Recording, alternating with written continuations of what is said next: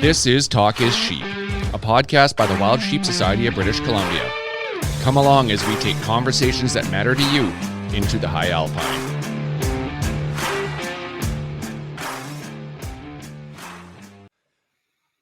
Mr. Rensbank, here we are, episode 111, and this is, we're doing a special drop on this one. It's a pretty cool podcast. Yeah, it's quite the big deal as of late. There's a buzz in the air in the mountain hunting community, and Justin Kallusky lets us know what's going on. So the Chadwick Ram, the Milo Hansen buck, the Justin Kallusky Billy, this thing is a giant, the new world record Billy goat. Blew the old one out of the water by 3 inches. Just a freak of nature for a massive goat. Oh, seeing that thing in person too down at Sheep Show, it's just, you look at it and it doesn't make sense to your eyes. You're like, this thing's huge. It's over 12 inches in length, 6-inch bases. Like, doesn't look like it belongs in North America. Well, that's the thing. He says on the podcast, he talks about, is it like this is from Africa or whatever? And like I look at that and it reminds me like I don't know, some sort of African antelope, a kudu or something. Like, obviously not directly, but it just doesn't add up. It just looks so unique. Oh, exactly. And then, the listening to the passion in his voice when he's talking about it, and he wants to do better for conservation with it and use it as a tool in his newfound stardom, so to speak, is move the needle on conservation in our province. It's inspiring listening to him.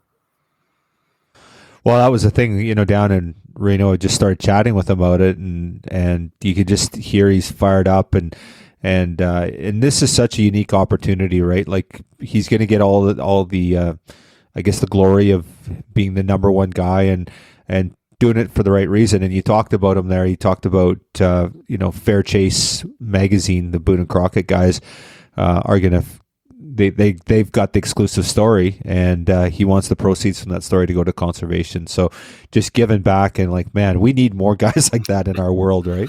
Oh, definitely. Passionate's the least you can say. Passionate, humble, excited. Like, there's a fire in that guy.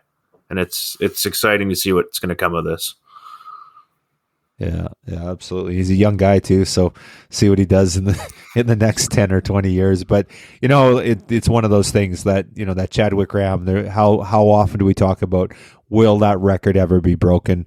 90% of the people I talk to think it never will be. 10% think, oh yeah, probably or maybe. But to beat the next biggest goat all time by 3 inches, going from over just 57.5 to 60.5, it's insane. Well, and what did he say? He was told it's 5% bigger than second place, which when you put it in percentage wise, that's incredible. Like, that's a huge leap. Yeah. Yeah, absolutely phenomenal. This is a great podcast, episode 111, Justin Kallusky, and we talk about the new world record Billy Goat out of British Columbia and Region 6. And he did give Greg and I the GPS coordinates. If you listen closely, they're in there somewhere. You have to listen right to the very end, though. Okay, yeah. Maybe he didn't give us coordinates. Share it with all your friends, too, so they listen as well. Yeah. So, and hats off to Justin. You talk about the long day they had and how they killed this thing and what was involved. And definitely they put the sweat equity in and they earned this thing. And it's pretty cool podcast to catch up with him. So enjoy episode 111 with Justin Kallusky. Across Canada and throughout the world, if you come across a campfire in the woods, on a mountaintop, or next to a river, you'll find warm company and friendly people gathered around. Regardless of your lifestyle or place you call home, we invite you to learn more about what it means to be a hunter in the modern era. If you love the outdoors, care about where your food comes from, and are concerned for the future of wildlife and the environments that they need to survive, pull up a seat. We have a story to tell. Welcome to our campfire. Justin, welcome to the podcast. Awesome to have you on, man. Yeah, thanks a lot. It's great to be here. So you're getting a little notoriety lately. I don't know. There's something happening in your world that's kind of changed things a little bit. What's it like to be that guy? I'm not really used to all the attention, to be honest with you. Kind of just by nature, I'm a bit of a quiet guy. I just go about my business, do my own thing. It's been pretty surreal. It's been really enjoyable, actually, getting to talk to and meet so many different people within the hunting community that I never would have met otherwise. So it's been a great opportunity to sort of network and branch out and meet a bunch of new people. Yeah, so Greg and I had the good fortune of meeting you down at the Wild Sheep Foundation Sheep Week, and I think that was your first time down there. Now, were you down there because of this, because they were scoring that goat down there, or was it just you were going down anyway? Originally, I was supposed to head to Montana, to the Boone and Crockett headquarters down in Montana. We were going to do the scoring panel there. Justin Spring, one of the directors for Boone and Crockett, actually phoned me back about a week later and said, "Hey, I actually got this other opportunity if you're in for it." And he's like, it's a bit of a drive, but if you'd like to come down to the sheep show in Reno, we'd love to have you. And we'll have all the judges down there, and we got a booth set up, so you're more than welcome to hang out with us and stroll around, check out the show. But it just seemed like I've always wanted to go to the sheep show, obviously. Being an avid sheep hunter, it's always been on my list. And once this happened and I got that invite, it really wasn't too difficult of a decision to make. Getting to get that goat scored and share it with so many other hunters and people that really appreciate it was pretty special. Well, Justin, that's one thing with Greg and I. When we met you, you were at the booth, and we've been corresponding with you trying to put this podcast together. And there's a lot of good words coming out of your mouth about sharing, about conservation, about giving back, about, telling your story so we can help, mountain species, goats and sheep. So it's really inspiring, and I want to talk about all that. But, you've really thrust yourself into the limelight with killing the new world record mountain goat, and it's absolutely a slob. So, just tell us a little bit about the goat itself. I want to hear about the whole story, how you killed it, where you got, and I can't wait to hear all about it. But just give us a description of what this thing looks like and sort of how you see it as the guy that harvested it. Well, as you know, mountain goats, it's pretty well known. They're difficult to judge in the field. If you've looked over the record or the top 10 goats over the last close to 100 years now, I believe, each time they get beat, it's just by the narrowest of margins, literally by eighths or quarter or half inches. This thing is unique. I'll just put it that way. It was pretty funny down at the convention there. There was some folks that were walking by checking it out on the table that were asking if it was from Africa. So that just probably gives you a sense of just how big it is. It's 12 7/8 each horn measures out 12 7/8, and it had 6.5 inch bases. So pretty impressive set of headgear on them there. When you walked up to it originally, did you know how special that goat was? Or did you just think, I got a cranker? I just figured I had a cranker. Yeah. I don't walk around with a tape measure in my pocket. So there'd be no way of knowing, obviously. But I definitely knew it was special. Yeah. Awesome. So just for our listeners, you talked eighths and quarters. We're not talking eighths and quarters. This is 3 inches bigger than the number 2 in prior years, right? That's right. Am I correct in that? Yeah, that's right. So now you've kind of obviously had to get it CI'd.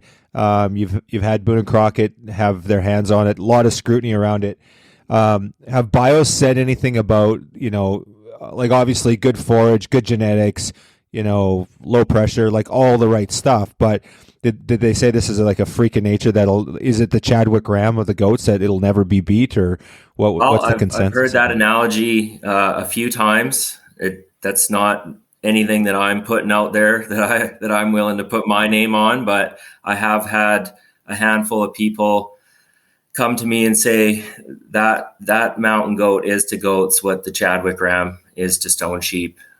They said you'll most likely be in your grave and that record will still be standing. I mean, only time will tell, but I'd like to think so anyway. That's awesome. So what are we calling this thing? Are we calling it the Kallusky Goat? What's the Kallusky Bill? What are we calling it? You know what? I don't know. I'll leave that up to everyone else to decide. I'm just happy to have been blessed with such a amazing animal, and all this other stuff, the magazines and the interviews and podcasts and stuff is just icing on the cake for me. You know, I'm out there because I love nature. I love hunting. It's where I feel most at home. It's where I connect and I feel grounded and I feel good. And it's just where I'm truly happy. And it feels like it's just kind of what I was born to do. So I'm just following my heart. That's awesome. And super stoked for you, man. So let's hear about the story. And I know this story goes back years. Like, you're a mountain hunter through and through. And I know you've told me like sheep is in your blood, and obviously goats are too, but I know you're a sheep hunter for years. And then, so from what I understand though, this story goes back a couple of years that you'd seen a big goat 2 years prior that set up this. So let's go way back to how this happened, and let's hear all the gory details. And if you get too sketchy, I'm not going to ask you for GPS coordinates, but that's the only thing I'm not going to ask you for. Okay, well, I appreciate it. Yeah, it's funny when you start reminiscing on all the factors that had to, or everything that had to align in order for this to actually happen. And when I started thinking about that, really, I ended up moving up to Dease Lake about 4 years ago. I was an apprentice with BC Hydro, and I volunteered to go up there to help on a job. And I had never been to the Cassiars before. I've had the fortune of traveling all over the province and working in some absolutely beautiful remote locations all over BC. And when I drove up that highway into the Cassiars, those mountains just grabbed me right by the heart. There was something about it, the wildness, the remoteness, the beauty of it all. Something told me that I was going to end up coming back up there to spend more time up there. And I had no idea, but an opportunity actually presented itself through work that I was able to take a position up in Dease Lake.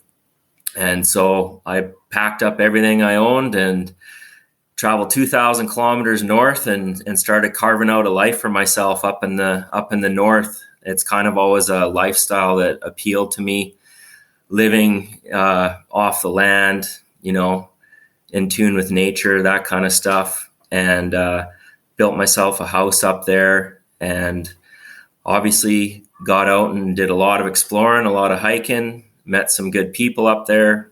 The one person I met that turned out to be a really good friend of mine, he invited me out on a mountain goat hunt about 3 years ago. And he was relatively new to mountain hunting.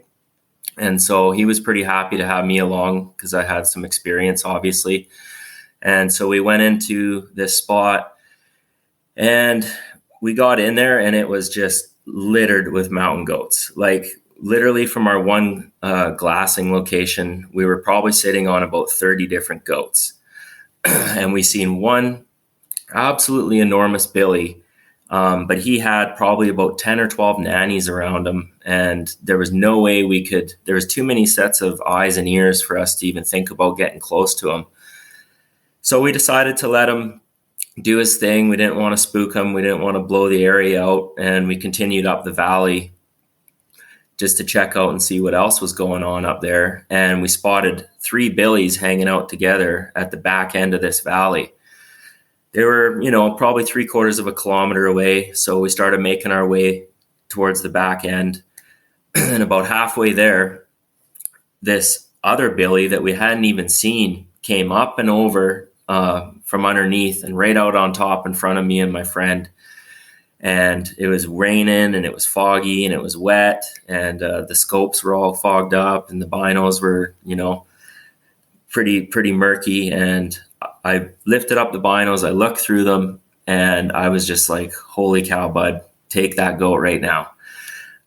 So he ended up making a really nice shot, about 300 yards on this goat, anchored him on the hill. It was perfect. He didn't slide down, or we didn't lose him down below. And that goat ended up, I think it made the Boone and Crockett all time. It was 11 3/8. It had a bit smaller bases, but it scored in the low 50s, and it was by far the nicest goat I had ever seen. So with that in mind, I knew that was a location I wanted to go back to one day. There was a ton of mountain goats there, and B, we had actually seen bigger goats in there than the one he managed to harvest. So fast forward 3 years, this summer, I went up with a different friend, and we actually went in on a backpack stone sheep hunt for a week. And we had a great time, managed to get my buddy's first ram under his belt, which was an absolutely amazing experience. We were going to go poke around for another one, but we got run out of there by a grizzly. So we figured we'd just cut our losses and get the heck out of there while we still had a cape and some meat to pack out. And yeah, we packed our way out, had one day of rest, and made the drive out and hiked into this spot that we had. And the weather was phenomenal. We got in there late on the first night, did a bit of glassing, but it was a bit earlier than we had gone 3 years previous, and there was honestly nothing happening there. There was no goats anywhere, and I'm sure I looked like a liar to my friend, because I was like, honestly, bud, there was like 40 goats right here. I swear to God. And he's like, sure.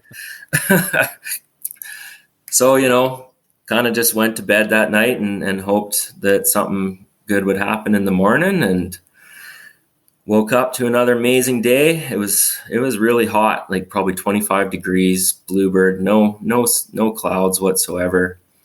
And we were making our way up the valley to where my other friend and I had gone. And we were hiking along the ridge, and I'd kind of come to terms with maybe it just wasn't going to happen. For whatever reason, the goats weren't there. They hadn't moved in, or they had moved out, or I don't know. But I glanced down the hill, and I spotted a patch of white. And it was in a really odd spot. Once I lifted the binos up, I could make out it was just the ass end of a goat. It was sticking out. It had shoved its head way up and underneath this rock cut, and it was hiding from the sun. So yeah, we basically sat down and started the waiting game.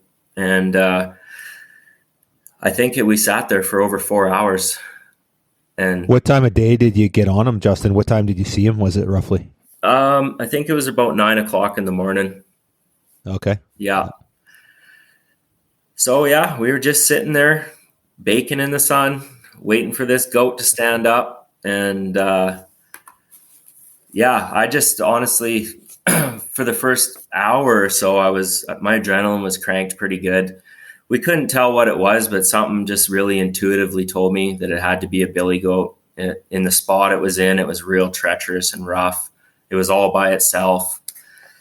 All I can say is just I had a gut instinct that it was a billy.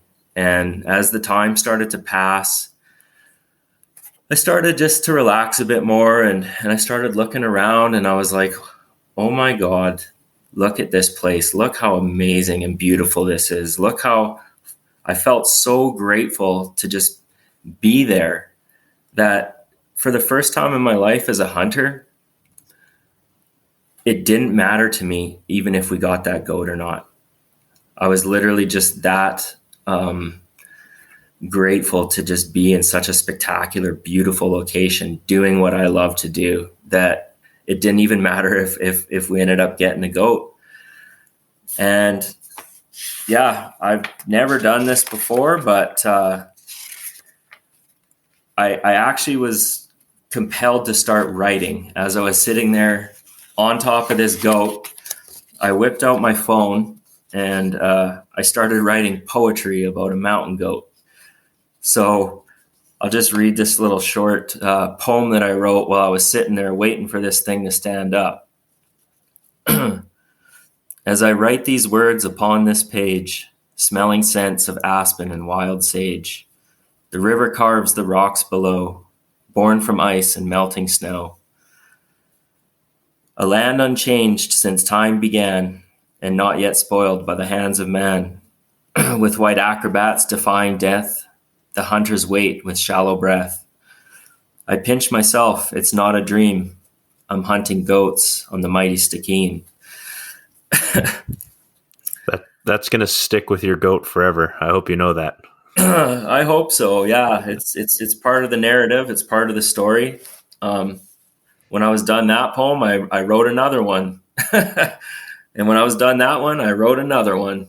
I've actually never been so inspired to write before.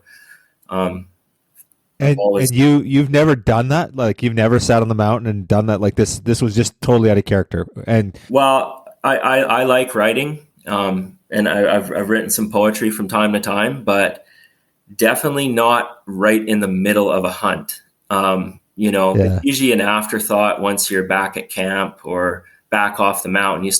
You reflect on your experience, and writing about it is a way to sort of immortalize it, or what's the word I'm looking for here?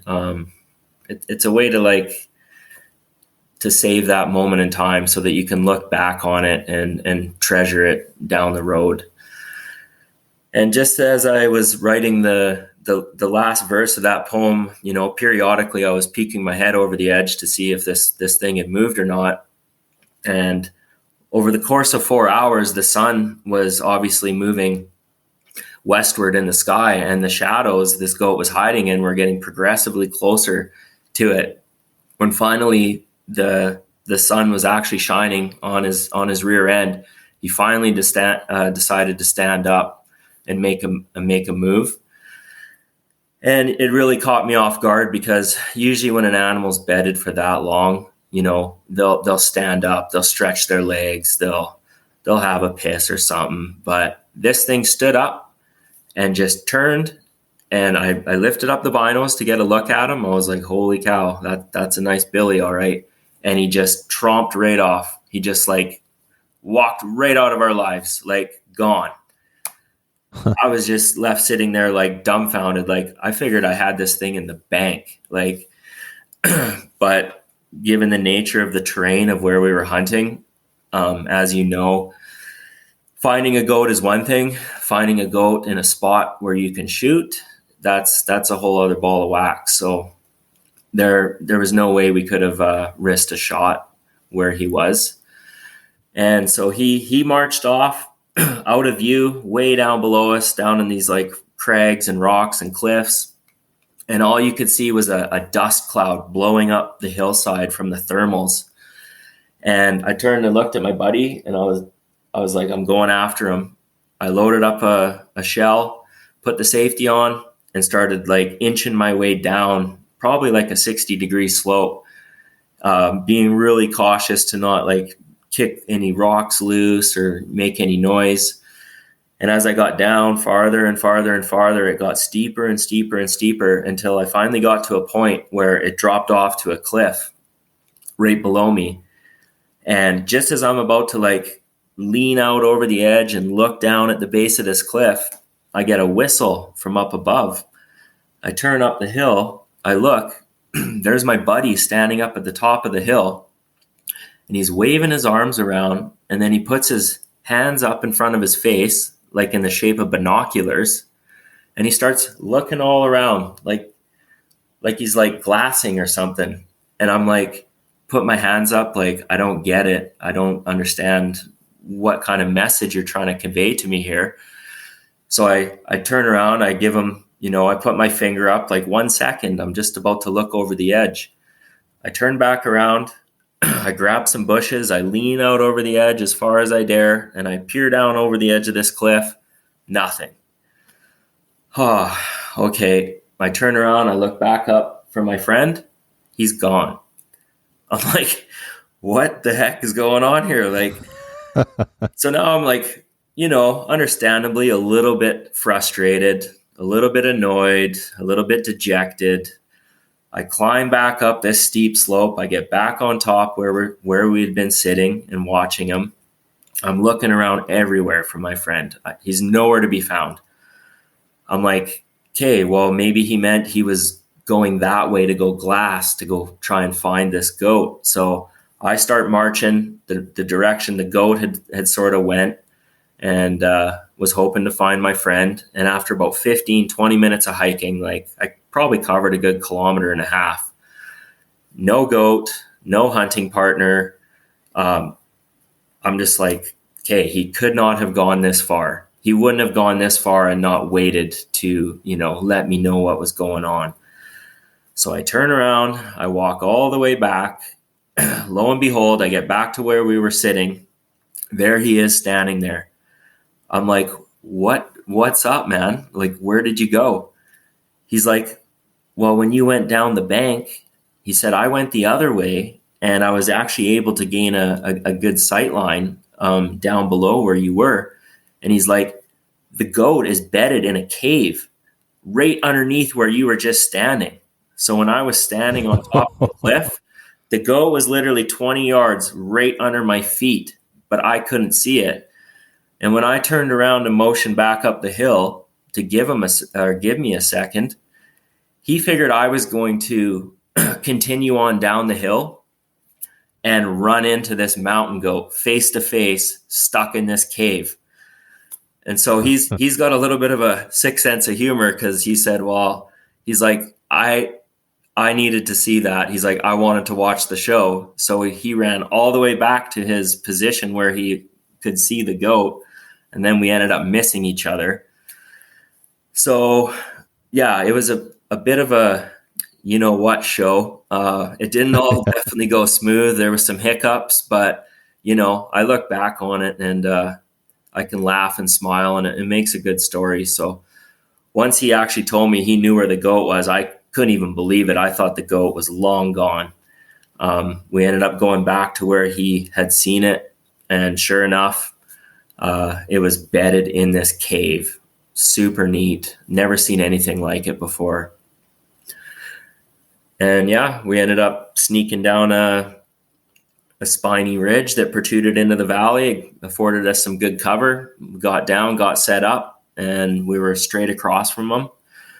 Only 164 yards, so pretty much just a chip shot. And I got lined up. I told him to get ready, with the binos to make to watch for if I was making a good shot or not. And he asked me if I was going to let the goat stand up before I shot. And I said, there's no way I'm letting that thing stand up and walk away again. We're going to take him right where he is. He was actually in a decent spot. It was on a little ledge inside this cave. So I put three shots right into his shoulder. That's typically the best way to anchor them on the hill. But being that he was as big as he was, he had enough life left in him just to give a little kick of his back foot, and he cartwheeled out of that cave and unfortunately went right from the top all the way to the bottom. And that was pretty tough to watch. Never liked seeing that. I've walked up on more than a couple mountain goats when you get to the bottom and there's a horn or two missing. So that's never a good thing. But we ended up getting down to him, and he was completely intact, not a scratch on him. So it was kind of miraculous. That's awesome, man. It sounds like he was relatively low elevation, right? He was below, like he was in some scrubs and stuff, so it wasn't high up. So I guess that probably helped a little bit with the bunch of foliage and stuff like that helped prevent the... Yeah, there's foliage around, but the terrain in there is kind of, it's not like really sharp, jagged rocks. It's more like clay and like really hard pan type sedimentary rock and volcanic rock and stuff like that. So he goes down. So what do you do? Obviously, you anchored him. You've got 3 good shots into him. He's at the bottom of the valley. So what's your thoughts at that point? Like, oh shit, or here we go, or what are you thinking? It's a bit of a mixed bag. There's always, like, of course, some high fives and hugs and some woo-hoos that are going on, and then it kind of settles in, as you know. Once the animal goes down, that's when the work starts. And being that the fact that he rolled all the way down to the bottom, our workload got immensely bigger at that point. So, yeah, I was pretty just nervous, I guess I'd say, the whole time walking down to him, not really knowing what to expect when we got down there.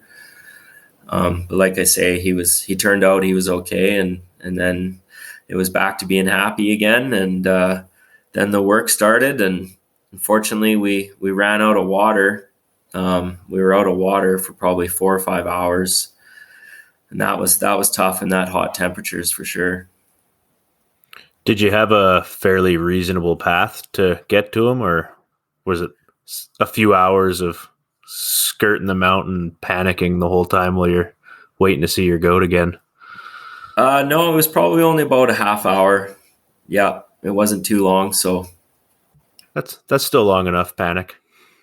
Yeah, absolutely. So when you anchored him, or when you first seen him, you knew he was a good goat. You knew he was like a solid billy, like good horns, and you were really confident. But so now you shoot him. Could you see his horns at that point when you were shooting at him at the 164 yards? Did you kind of know what you're dealing with, and what were you thinking at that point? Because my next question is, what do you think when you picked up his head when you got down to him? So because he was so close, to be honest with you, I didn't even bother taking out the spotting scope. I knew he was a good goat. He was the only goat there. So that didn't bode very well for him. Had there been other ones, maybe we would have looked them over, and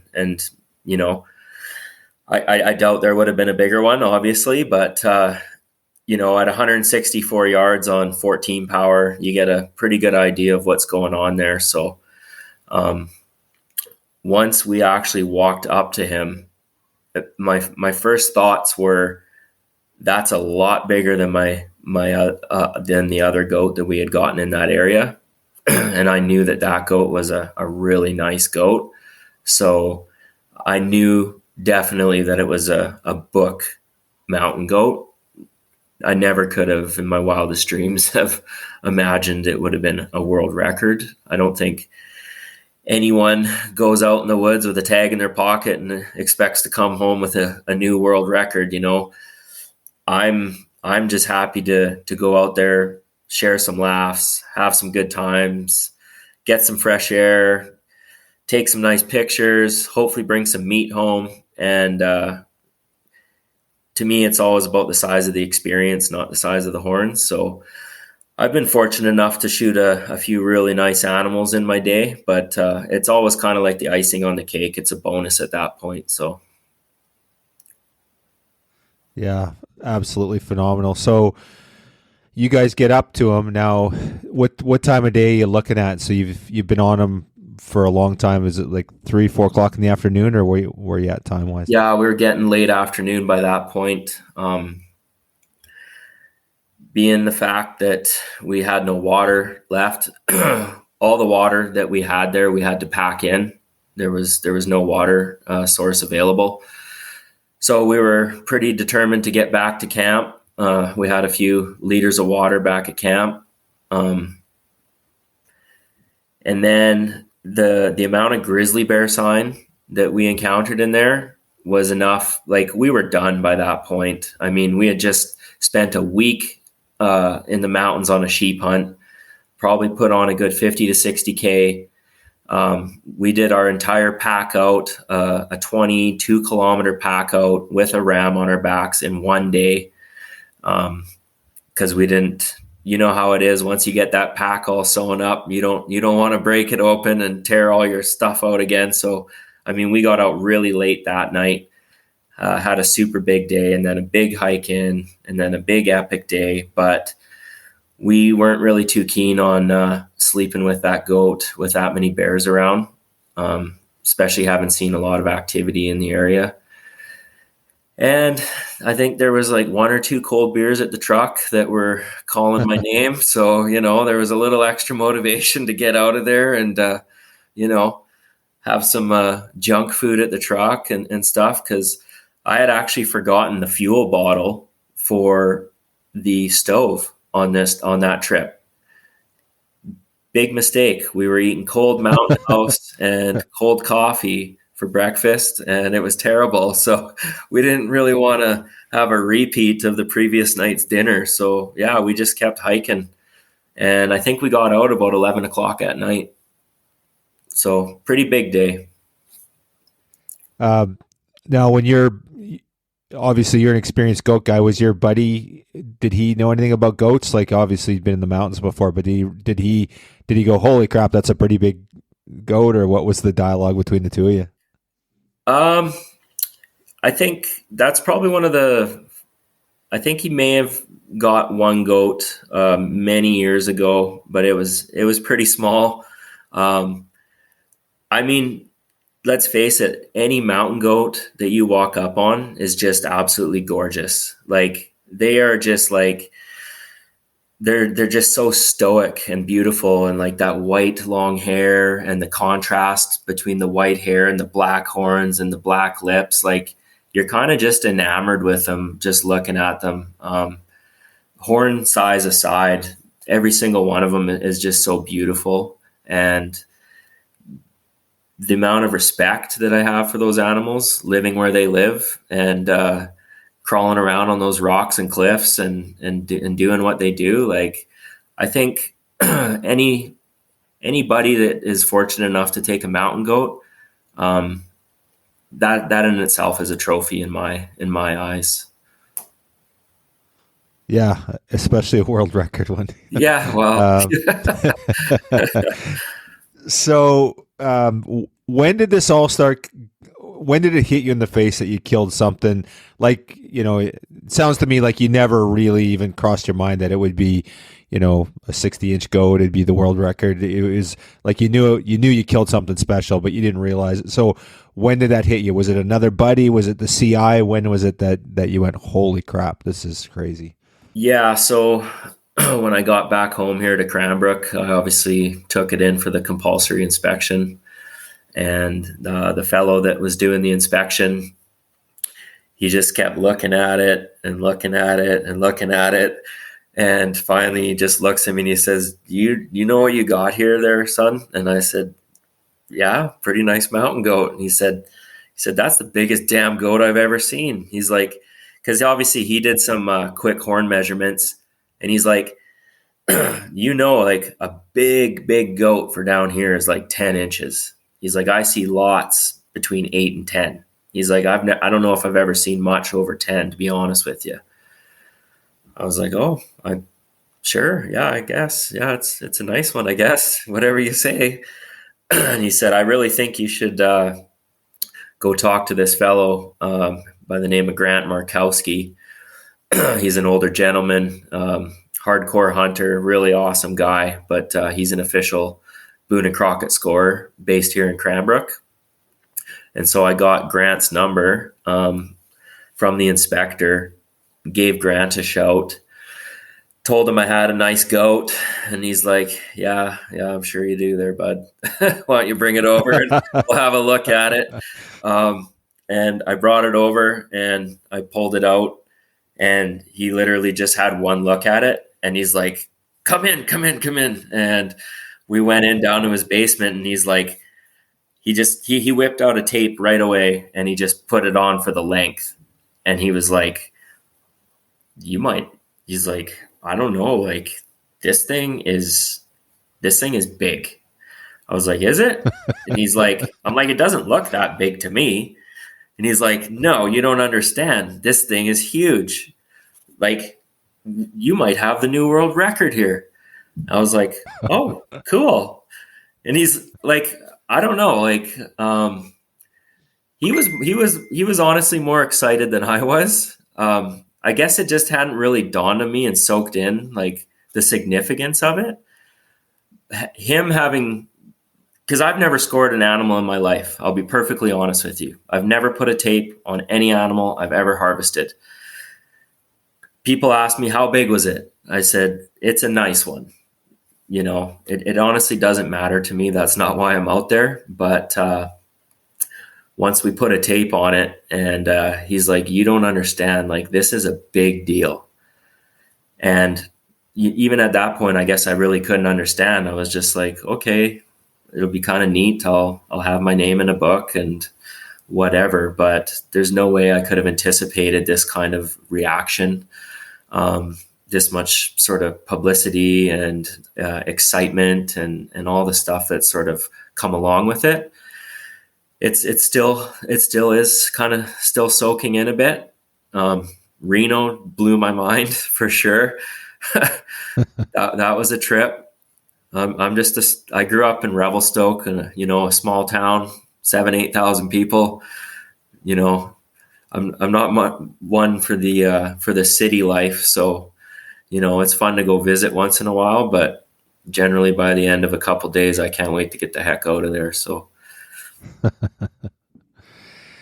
Yeah, well, when we're in Reno, we could, we seen your rock star status, and it's cool to watch. And, the one thing Greg and I have talked about, and we mentioned earlier in the podcast, is just your quiet humbleness. You're not getting caught up in it. And, but the reality is, we hear about the Chadwick Ram, we hear about the Milo Hansen buck, and your name is going to be attached to this thing for a long time. And it's one thing to kill a book buck or book, animal, but to kill the world record, that's next level, man. That's really crazy. And I have to say, it's really inspiring to hear someone say the things that you're talking about, how can we help conservation with this messaging? Like I've got this privilege now. How can we do something with it? And it's really inspiring.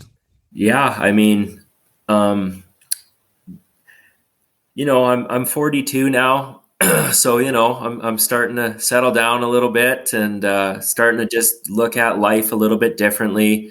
I think as you get a bit older, you start to reflect upon, your time here, the people that you've been able to create relationships with, and what type of a legacy, I guess, you want to leave behind. I've had the urge to want to step into a role and do something for conservation for probably the last few years anyways, but I just never really I bought memberships to obviously the Wild Sheep Society. I bought a membership into the Backcountry Hunters and Anglers. Obviously, now that I got the world record goat, I had to buy an RMGA membership. But, to me, conservation goes to me, it means a lot more than just purchasing a $100 membership. I want to get out in those mountains. I want to work side by side with biologists, with other hunters, get my hands dirty. I'll cut trees. I'll pull garbage out of streams. I'll help do counts. I mean, I really am willing to do anything to really give back. I had that sort of attitude before this happened, but now that I've been blessed with such an amazing gift, it's almost like I feel obligated to, in a good way though. It's something I want to do and that I should do. And it's almost like it's something I feel like I have to do. So yeah.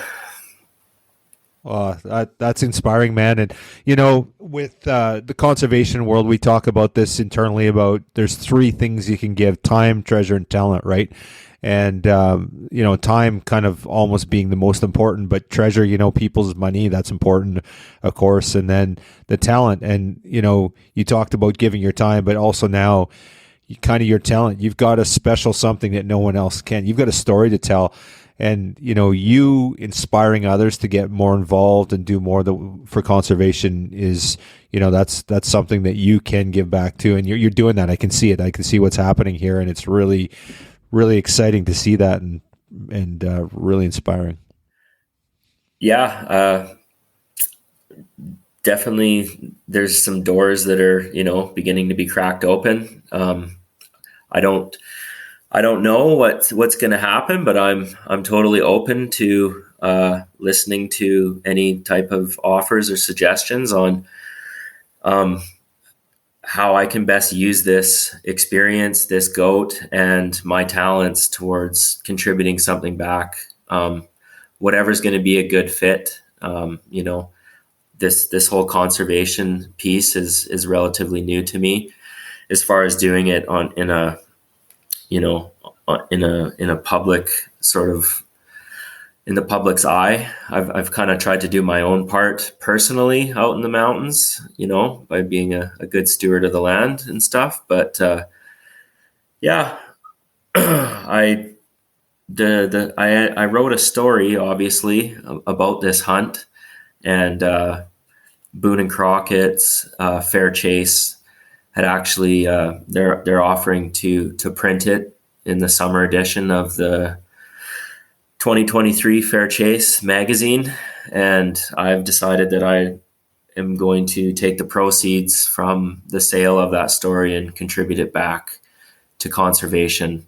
I'm also open to, obviously, the Rocky Mountain Goat Alliance. They're pretty keen on maybe getting a replica or something as something to tote around to all their conventions and pub nights and stuff, as a way to sort of attract new members, which I think is fantastic. I mean, who wouldn't want to come out for a pint of beer and come check out the biggest mountain goat in the world? And that's when you kind of sucker them in and hit them up for a membership. So if that's one way that I can help, then obviously I'm more than willing to do so.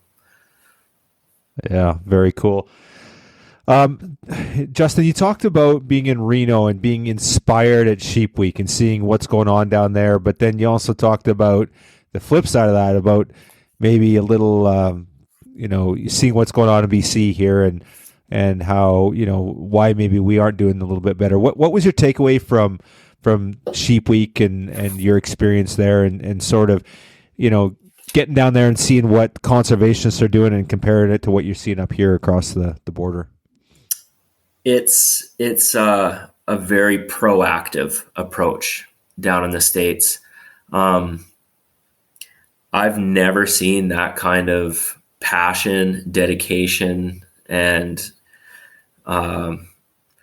just an overall willingness to do whatever it takes to continue carrying on that legacy and that heritage as hunters.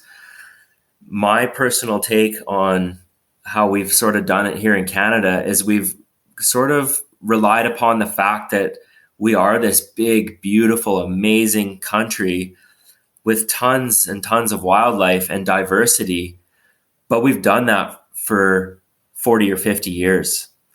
There comes a time when, I equate that to having natural talent.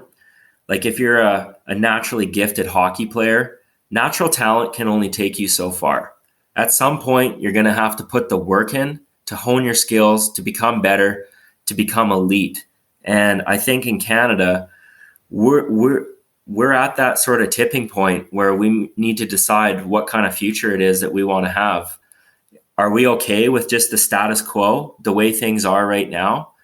Or do we want to get it back to what it used to be? I mean, I'm not that old. I've only been hunting for 25 years, but in that short amount of time, I've personally seen big changes out in the landscape. I've seen a lot of opportunities disappear. I've seen what I perceive to be some mismanagement. I don't claim to be a biologist, so I can't really speak to as to why some of those decisions are being made.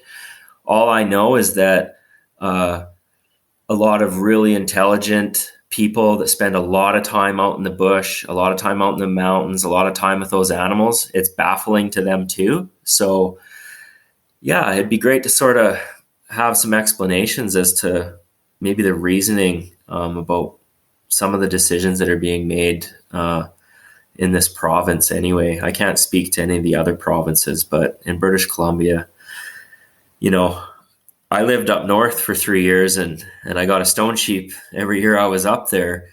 And I found out I was moving to Cranbrook and I was like, oh boy, now I get to go chase a Rocky, finally.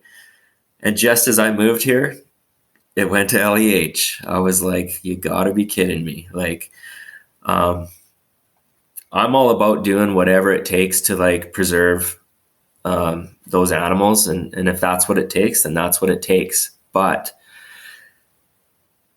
there's a lot of other things that could be done that I would perceive to be more effective. You know, the fellow that I was on this mountain goat hunt with is a wildlife biologist.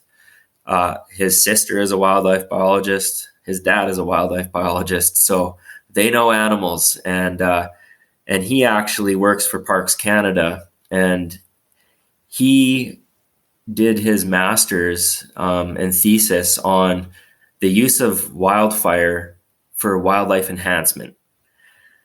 So that's one of the biggest things I think that we could do to help wildlife around here in the East Kootenays anyways, because there's been so much suppression going on for the last 100 or so years. Sheep especially are really sensitive to suppressing fires. And they have, last year they did do some burning around Premier Lake and up at Bull Mountain, and it's great to see. I just think we need to continue that momentum and keep pushing forward with that kind of stuff. And we don't disagree with you on that either. We're always constantly pushing for the burns. That's a tough one to get off. Yeah, I mean, there's a reason why we as hunters go target old burns, naturally caused burns, right? They're great habitat. There's great forage, providing that they're done right. You know, all the nutrients are released out of the soils. When you get these big burns that are happening naturally when they've been suppressed and they're burning to such a high intensity, it's actually counterproductive because they burn so hot that the soil just gets scorched. There was a big fire just north of town here 2 years ago by Lazy Lake. And I was like, oh, great. That's going to be awesome habitat. There's going to be a ton of animals in there.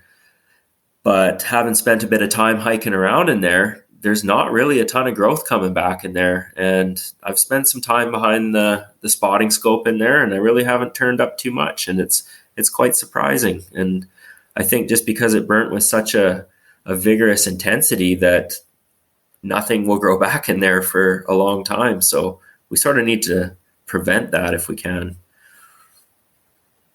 Well, you know, you talk about that and you've seen the inspiration down south, and then we look at BC here. And the one thing that I take away over and over and over is the lack of investment in British Columbia that we put. And, you know, it's like you said, we take it for granted. We've got so much goodness for so many years, and we never really were putting back, like investing in it like they do. And a lot of, you know, I don't have the stats, but there was a infographic put out a few years ago, and it was floating around, and it was really well done. But our investment in wildlife for what we have is paltry compared to so many places down south, and it's really disheartening. And I think that's like, it just is wildlife important, and are we investing in it? And we're just not investing in it, and that's the frustrating part for me. Yeah, and I mean, just talking to some American folks down there, these people can't even begin to wrap their mind around that we can go buy a mountain goat tag over the counter for whatever it is, $50. Like, these guys are willing to drop thousands and thousands and thousands of dollars on these tags, and if they're lucky enough to get drawn, it's legitimately only a once in a lifetime opportunity. The diversity of animals that we have here, there's nowhere else like it on earth. Like, it truly is unique and special in that regard. I know myself, getting to know the Boone and Crockett Club a little bit and doing a little bit of research on the Pittman Robertson Fund, that is what we need here. I know myself, $16 for a deer tag, I would be willing to pay $50 right now if the government promised to put the additional $30 more than what it costs right now. If that were to go back into wildlife, I would have absolutely no problem paying that extra money. I'd pay $200 for a stone sheep tag, $200 for a mountain goat tag, knowing that money is going back into wildlife. And I'm just curious, like, what you guys would you be willing to pay more for a tag if you knew that money was going back in? Yeah, 100%, without question. And in fact, there's a Fish and Wildlife Habitat Coalition that's actually put a request to the government for that. Ministered Wildlife Advisory Council's asked for that. So there's regulatory bodies or established coalitions out there that are asking for that.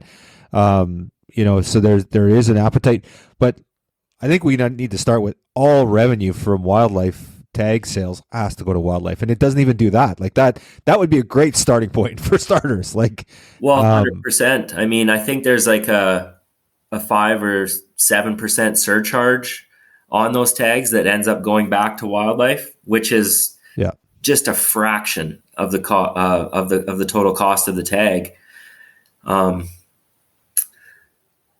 Yeah, it's just baffling to me. I can't really wrap my mind around it, because at the end of the day, us as hunters and outdoorsmen and conservationists trying to put wildlife back on the land and keep them there, that benefits society on a whole.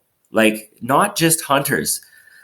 When you go for a walk or a hike or go camping or you're out there doing a painting or doing wildlife photography, like, everyone benefits from having wildlife on the land, not just hunters. We just happen to be the most passionate about it. And that being said, we need to be the ones to take charge and take the lead and be leaders in this movement. But I think in order for it to be successful, we have to bring everyone else along with us and make them understand we don't just want animals on the landscape so that we can go hunt them. You know, some of my best memories and my greatest hunts are of just simply watching animals. You know, like, if you've ever sat on a band of rams for 8 hours and just watched them do their thing, I don't go back to camp at the end of the day and be down, being like, oh, darn, we didn't get one today. I'm on a high. I'm like, that was so amazing. What a privilege to just watch those animals in their natural environment, doing what they do. You know, it's inspirational. I mean, yeah, absolutely. No, we have to continue to do better, and we have to continue to advocate for, and we just, and I think too, we have to find new innovative ways to support these, because what we've been doing clearly isn't working. So what's that involved? And I obviously don't have all the answers, but we need to find new innovative ways to be proactive. I don't know if you guys know who Forrest Gallant is. He's got his own show on Discovery, I think it is, and he just does a fantastic job on the conservation thing. And he's like, you know what? Some of these species continue to go extinct. We're seeing caribou in down south and to BC in some capacity here, and we have to find new ways and be innovative, because whatever we're doing isn't working. And so we just have to be proactive and keep hammering. And it's pretty inspiring to hear that, you've seen that, you've been down there, and you've seen what other organizations are doing and what other jurisdictions are doing. And there are some pretty good success stories. You look at wild sheep.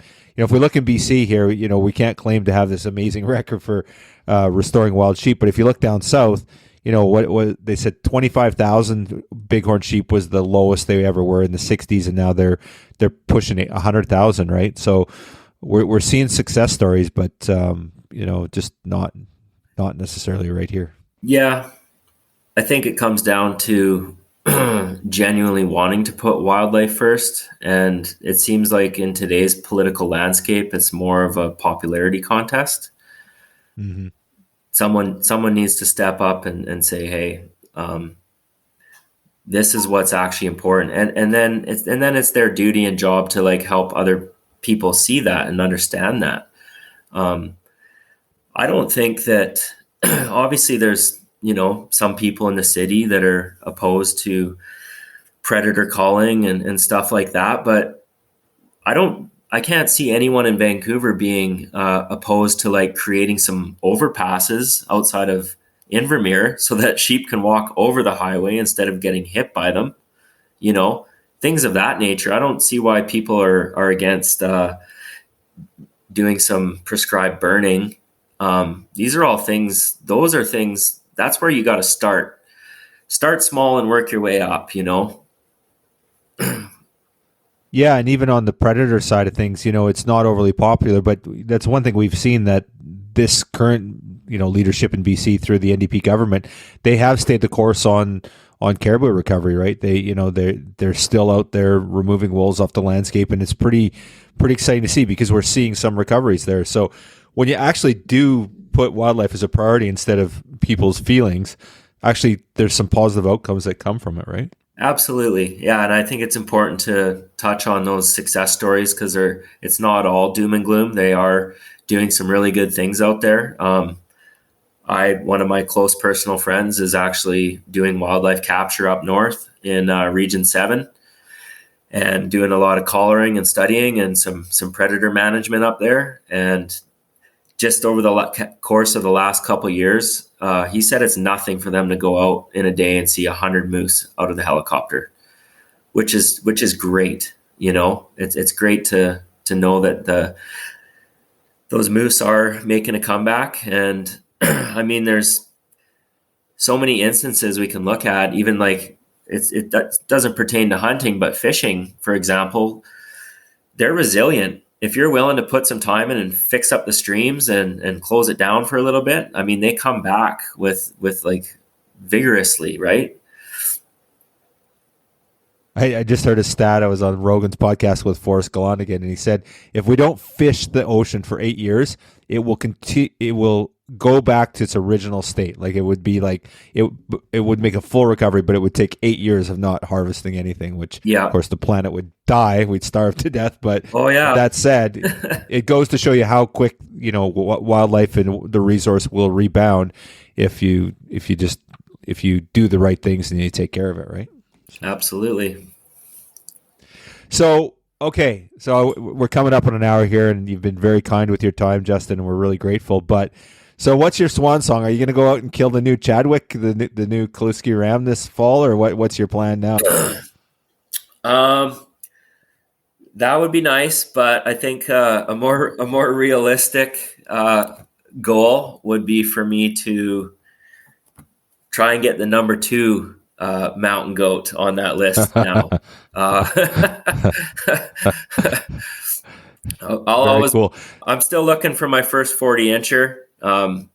That would be my swan song, to be honest with you. If I could get a 40-inch stone sheep this summer, you wouldn't find a happier guy in BC, I'll tell you right now.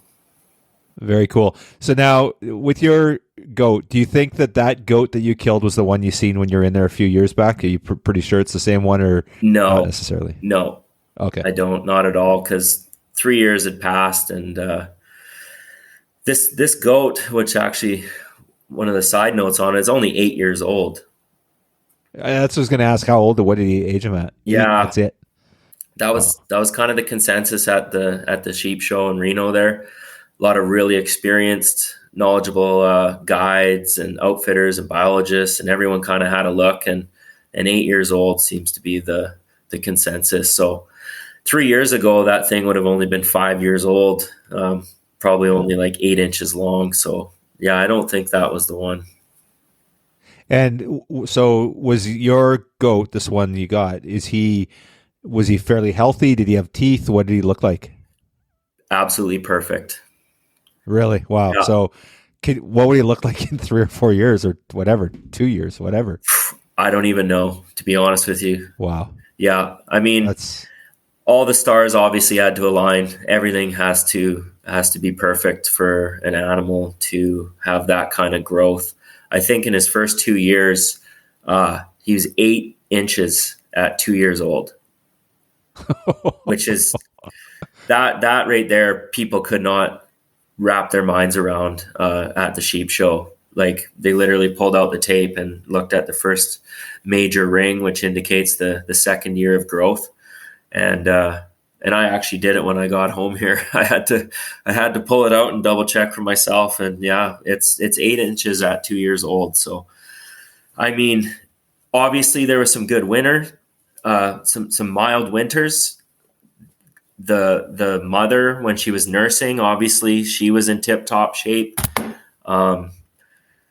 There was no stress, I'm thinking, from predation. There was no slips, trips, and falls that, hindered his growth.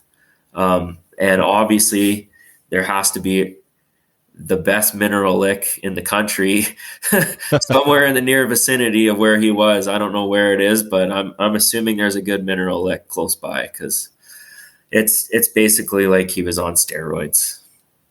Wow. Yeah. Awesome. Very cool. Really cool. Okay. So what rifle were you shooting? What caliber? What? A 7mm mag. Cool. That was big enough to anchor me. Yeah. I did make a little bit of a mistake there. We were up in the mountains for sheep, and I have my 150 grains, which is more than adequate for a sheep. And I had some 175s along for that trip, and I forgot to make the exchange. Okay. I think maybe if I had those 175s in the tube there, he might have not kicked himself off the cliff, but it's kind of neither here nor there at this point. He's all intact in one piece. And I'm looking forward to actually getting them all done up and mounted. It's going to be a phenomenal mount. So, are you doing a life size, or you do pedestal? What are you going to do with them? Well, believe it or not, I wasn't even gonna. I had no intentions of even mounting a mountain goat when I went out this summer, because I already have a half mount. I love to have, some beautiful animals on the wall, but I don't want every square inch of my house covered in animal heads. So I was like, I already have a goat. That's good enough. Once again, I'm kind of just out there for the fun of it, do a Euro or something. And then obviously once we got that one, you knew you had to mount them. But I was just going to do a shoulder mount.